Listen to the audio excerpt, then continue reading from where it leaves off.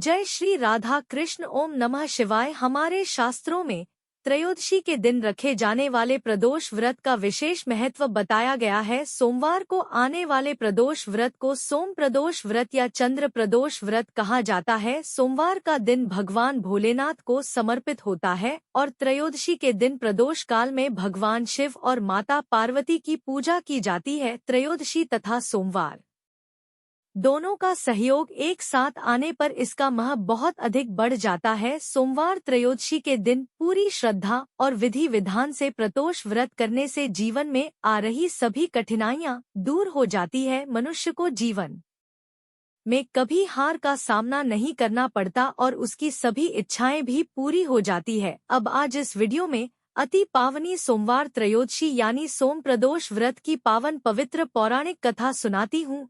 प्रेम मन और भाव से सुने। हाथ में फूल चावल और दक्षिणा। चलिए कथा शुरू करते हैं।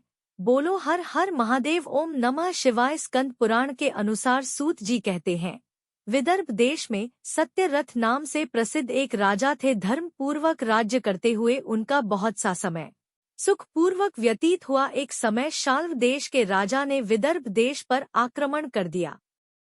उनके बीच भयानक युद्ध हुआ। दोनों पक्षों की बहुत सी सेना मारी गई और अंत में विदर्भ देश के राजा भी उनके हाथों मारे गए। विदर्भ राज की गर्भवती स्त्री बहुत दुखी होकर रात के समय राजभवन से निकलकर वन की ओर चल पड़े। सुबह होने पर उस रानी ने जलाशय के किनारे एक वृक्ष के नीचे एक सुंदर से पुत्र को जन्म दिया। उसके बाद वो प्यास से व्याकुल होकर जलाशय में पानी पीने गई, पर देवयोग से वहां पर एक घड़ियाल ने आकर उसे अपना ग्राफ बनाया लिया। वह बालक पैदा होते ही माता पिता से हीन हो गया। जब वह नवजात शिशु वृक्ष के नीचे पड़ा हुआ जोर जोर से रो रहा था, उसी समय भगवान भोलेनाथ की कृपा से वहां पर एक उमा नाम की ब्राह्मणी पहुंची। वह अपने 1 वर्ष के बालक शुचि व्रत को गोद में लिए हुए थी। वह ब्राह्मणी बहुत ही गरीब और विधवा थी। वह भीख मांगकर अपना गुजारा करती थी। उस बालक को रोते हुए देखकर उसके मन ही मन सोच, अरे यह तो बड़ी हैरानी की बात है। यह नवजात शिशु जिसकी अभी तक नाल भी नहीं कटी यहाँ पर वृक्ष के नीचे ऐसे पड़ा हुआ है, इसकी माता जाने कहाँ चली गई। जब वो ब्राह्मणी यह सब सोच ही रही थी कि उसी समय वहां से एक सन्यासी गुजरे जो ऐसे जान पड़ते थे मानो साक्षात शंकर भगवान ही हो। उस शेष ऋषि ने उस स्त्री से कहा, है ब्राह्मणी, तुम इस बालक की रक्षा करो, इससे तुम्हें परम कल्याण की प्राप्ति होगी। इतना कहकर वह दयालु भिक्षु वहां से चले गए। उनके जाने के बाद ब्राह्मणी ने उस बालक को उठाया और उसे लेकर अपने घर की ओर आ गई। वह ब्राह्मणी एक चक्रा नामक नगर में निवास करती थी।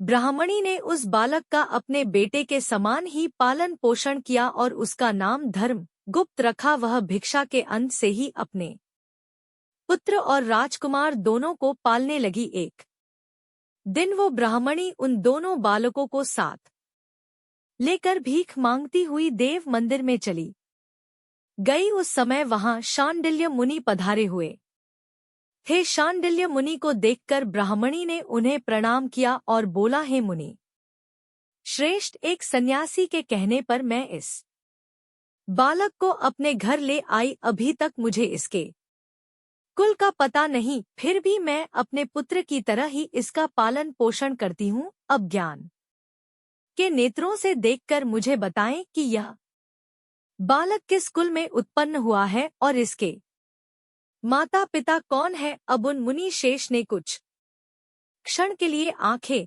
बंद की, फिर वो बोले, ये विदर्भ देश के राजा का पुत्र है। इतना कहकर शांडिल्य मुनि ने उस बालक के पिता के युद्ध में मारे जाने और उसकी माता के घड़ियाल द्वारा खाए जाने की पूरी कहानी बता दी। ये सब बातें सुनकर ब्राह्मणी को और भी बड़ा आश्चर्य हुआ। फिर उसने प्रश्न किया, हे मुनि श्रेष्ठ, वो राजा सभी भोगों कोड़ों छोड़कर युद्ध में क्यों मारे गए और इस बालक को यह दरिद्रता कैसे प्राप्त हुई? यह अपने राज्य को कैसे प्राप्त कर सकेगा? यह तो मेरे पुत्र की तरह भिक्षा के अंत से ही जीवन निर्वाह करता है। इसकी दरिद्रता के निवारण का क्या उपाय है? तब वह शांडिल मुनि बोले इस राजकुमार के पिता विदर्भ राज पूर्व जन्म में पांडे देश के राजा थे। एक दिन प्रदोष काल में राजा बड़े भक्ति भाव से त्रिलोकीनाथ महादेव जी की आराधना में मग्न थे। उसी समय उनके नगर में बड़ा भारी कोहराम मचा। उस शोर को सुनकर राजा ने बीच में ही भगवान शंकर की पूजा को छोड़ दिया और राजभवन से बाहर आ गए। उसी समय राजा का मंत्री शत्रु को पकड़कर उनके समीप लाया। वो शत्रु पांडे राजा का सामंत था। उसे देखते ही राजा ने गुस्से में भरकर उसका मस्तक कटवा दिया। शिव पूजा छोड़कर नियम को समाप्त किए बिना ही राजा ने रात में भोजन भी कर लिया। इस रहा राजा का पुत्र जो उसके साथ ही पूजा कर रहा था। उस राजकुमार ने भी प्रदोष काल में भगवान शिव की पूजा किए बिना ही भोजन करके वह भी सो गया। फिर राजा अगले जन्म में विदर्भ राज हुआ। शिव पूजा में विघ्न होने के कारण शत्रुओं ने उसका सुख भोग के बीच में ही मान डाला। पूर्व जन्म में जो उसका पुत्र था वह इस जन्म में भी उसी राजा का पुत्र था। भगवान शिव की पूजा का उल्लंघन करने के कारण यह दरिद्रता को प्राप्त हुआ। इसकी माता ने पूर्व जन्म में छल से अपनी सौत को मार डाला था। उसी महान पाप के कारण वह इस जन्म में घड़ियाल के द्वारा मारी गई, क्योंकि उसकी सौत इस जन्म में घड़ियाल थी। हे ब्राह्मणी, तुम्हारा पुत्र पूर्व जन्म में एक ब्राह्मण था। इसने अपना सारा जीवन केवल दान लेने में बिताया, यज्ञादि सत्कर्म नहीं किया, इसलिए यह दरिद्रता को प्राप्त हुआ। इस दोष के निवारण के लिए अब यह दोनों भगवान शंकर की शरण में जाएं। अगर यह दोनों बालक प्रत्येक प्रदोष के दिन भगवान शंकर का पूजन करते हैं और वर्ष भर व्रत करते हैं तो देखना एक वर्ष के भीतर ही इनकी दरिद्रता का निवारण होगा तथा राज्य सुख की प्राप्ति होगी। इस प्रकार शरण में आई हुई ब्राह्मणी को मधुर वचनों द्वारा आश्वासन देकर शाल मुनि ने उनके दोनों बालकों कोडोट भगवान शंकर की आराधना के मंत्र का उपदेश दिया। उसके बाद ब्राह्मणी अपने दोनों बालकों कोडोट लेकर वहां से चली गई। 4 महीने के बाद एक दिन ब्राह्मण का पुत्र नदी में स्नान करने गया तो वहां उसे धन से भरा हुआ एक घड़ा मिला, जिसे लेकर वह खुशी खुशी अपनी माँ के पास गया। माँ धन से भरे हुए घड़े को देखकर बहुत खुश हुई और उसने कहा, इसे अपने भाई के साथ आधा आधा बांट लो। मगर धर्मगुप्त ने इस धन में हिस्सेदारी लेने से मना कर दिया और कहा, मैं किसी अन्य के भाग्य का भागी नहीं हो सकता। प्रत्येक व्यक्ति स्वयं के कर्म का ही फल भोगता है। इस तरह प्रसन्नता पूर्वक भगवान शंकर की पूजा करते हुए उन दोनों कुमारों का एक वर्ष व्यतीत हो गया। एक दिन ब्राह्मण का पुत्र और राजकुमार वन में भ्रमण करने गए। मार्ग में उन्होंने देखा अनेक गंधर्व कन्याएं आपस में खेल रही थी। ब्राह्मण कुमार वहीं पर रुक गया और राजकुमार से बोला, हमें इसके आगे नहीं जाना चाहिए। यह गंधर्व कन्याएं हैं, किसी को भी अपनी ओर आकर्षित कर सकती है। मगर राजकुमार निडर होकर आगे बढ़ता गया। जब मुख्य गंधर्व कन्या ने राजकुमार धर्मगुप्त को देखा तो वह उसके प्रति आकर्षित हो गई। उसने अपनी सभी सखियों को फूल चुनने के लिए भेज दिया और राजकुमार के पास आने की प्रतीक्षा करने लगी। उसे अकेला देखकर राजकुमार उसके पास गया और उससे बातचीत शुरू की। उसने बताया कि मैं विदर्भ देश का राजकुमार हूँ, मेरे माता पिता अब इस संसार में नहीं है और शत्रुओं ने हमारे राज्य पर कब्जा कर लिया है। कन्या ने अपना परिचय देते हुए बताया कि मैं विद्रविक नामक गंधर्व की पुत्री हूँ।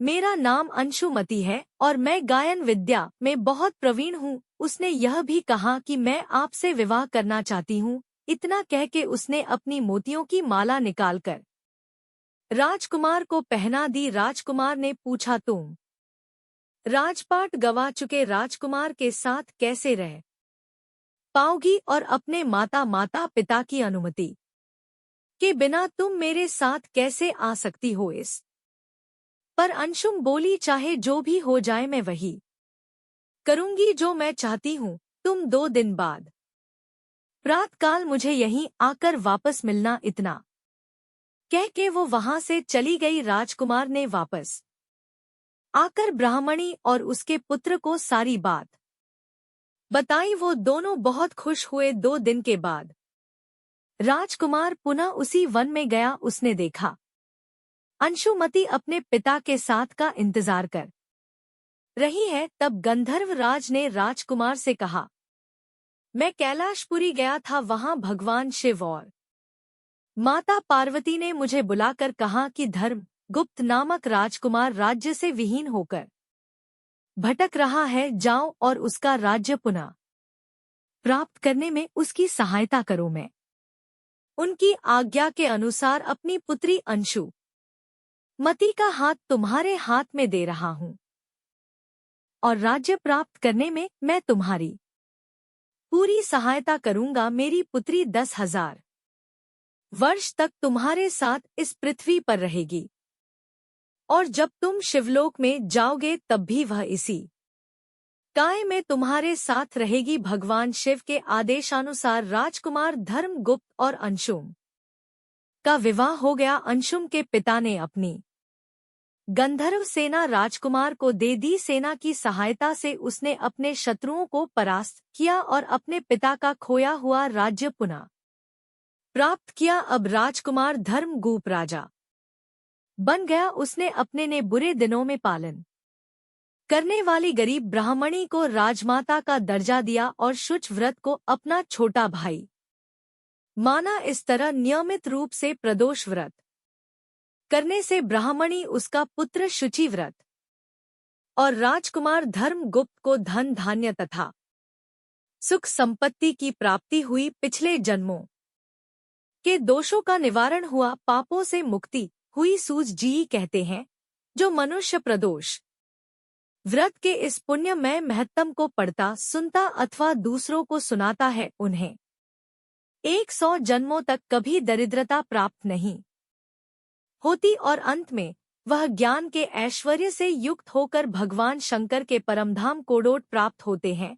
बोले शंकर भगवान की जय, माता पार्वती की जय। प्रदोष व्रत के दिन स्नान आदि से निविध होकर भगवान भोलेनाथ कोडोट बिल्व पत्र, गंगाजल, अक्षत, धूप, दीप आदि चढ़ाकर उनकी पूजा करना, फिर व्रत का संकल्प करना। इस व्रत में भगवान शिव और माता प की पूजा की जाती है। प्रदोष व्रत की पूजा प्रदोष काल में शाम को 4:30 बजे से लेकर शाम को 7 बजे के बीच में की जाती है।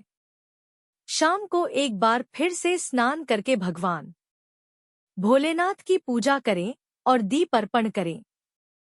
पूजा करते समय प्रदोष व्रत की यह कहानी जरूर सुने, उसके बाद भगवान भोलेनाथ की आरती करें। इस प्रकार सोमवार त्रयोदशी की प्रदोष व्रत कथा पूर्ण हुई। बोलिए शंकर भगवान की जय। हर भोला, हर हर हर महादेव।